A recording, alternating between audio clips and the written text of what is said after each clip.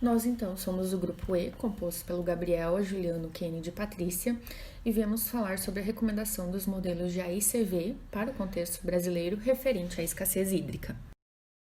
É importante fazer uma diferenciação entre os termos, uma vez que a gente tem o consumo, que é ligado à demanda direta, e a pegada hídrica, que é referente ao mapeamento e inventário do consumo direto e indireto, gerando uma consciência sobre os impactos que a produção de determinados insumos gera. E aí a gente tem a escassez hídrica, que é o desequilíbrio entre disponibilidade e demanda. Essa escassez, então, pode ser de disponibilidade, quando falta água com qualidade aceitável para o consumo, ou uma escassez econômica, quando falta infraestrutura adequada para se levar uma água com qualidade aceitável para o consumo. A gente sabe que a demanda hídrica vai aumentar, e isso tende a gerar um déficit hídrico global de 40% em 2030, segundo previsões. E isso vai acontecer devido ao aumento da demanda, então, gerado pelo aumento populacional e desenvolvimento econômico, e devido às variações de disponibilidade referente às mudanças climáticas sazonais e interanuais. Então, um grande X da questão da escassez hídrica são as variações de demanda e disponibilidade no tempo e no espaço, o que gera diferentes níveis de estresse hídrico anual nas diversas regiões hidrográficas do mundo.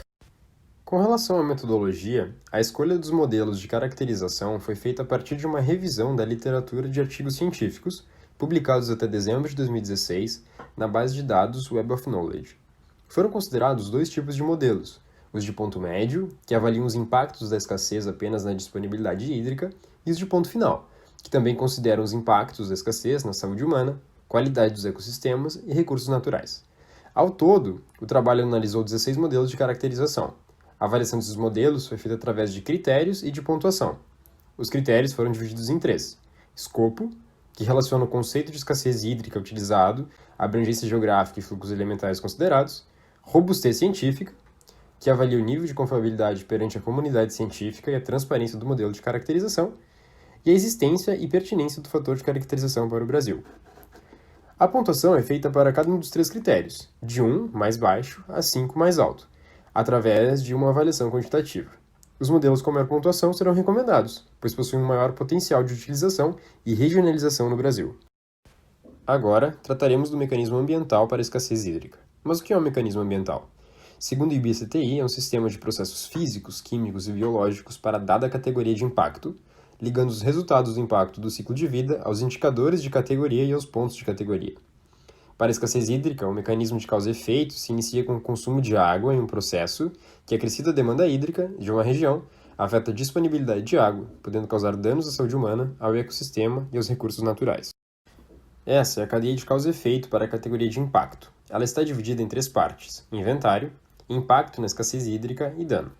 Os modelos de caracterização avaliados estão localizados nessa figura de acordo com os fluxos de consumo, disponibilidade e impacto que consideram. O volume de água consumida em cada processo que integra o estudo do ciclo de vida de um produto é quantificado na etapa de inventário ambiental, podendo ser especificado em relação à origem, superficial subterrânea, que é a água azul, ou solo, que é a água verde.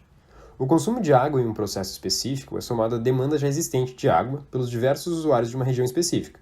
Esse consumo, somado então à demanda, pode afetar a disponibilidade de água e causar danos à saúde humana, ao ecossistema e aos recursos naturais, como dito anteriormente.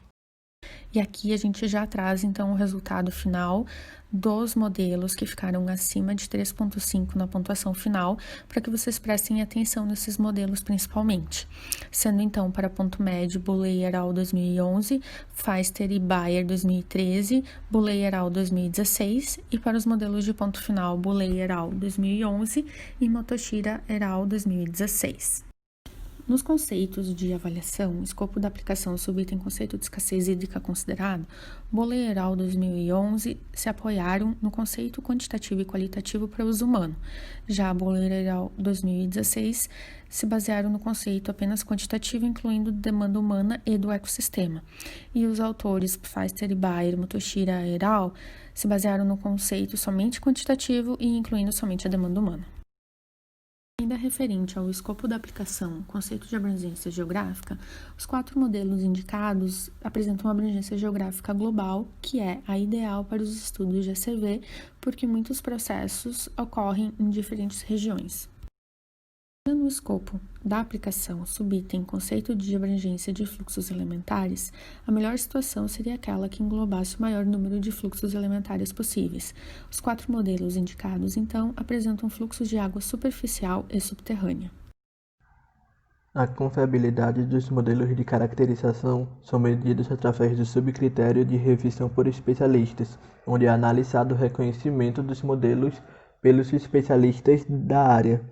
Essa análise é feita através de citações dos modelos de caracterização em artigos de revisão de literatura de AICF, por exemplo.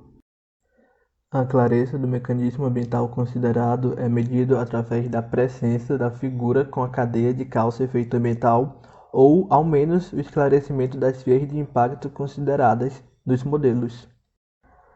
A transparência e a acessibilidade é analisada considerando 2 aspectos complementares: a modelagem utilizada no estudo e as bases de dados acessórias adotadas para valorar e obter os indicadores ou variáveis dos modelos. E esse subcritério é analisado quanto à apresentação de forma clara da modelagem e variáveis necessárias. Com relação aos fatores de caracterização para o Brasil, então ele começa citando que metade dos modelos de caracterização avaliados não gera FC para o Brasil. A gente pode observar ali na 4ª linha da tabela. Dentre os que citam, então, que geram, a escala geográfica regionalizada, observada, indicada na 1ª linha, é a mais indicada para o Brasil.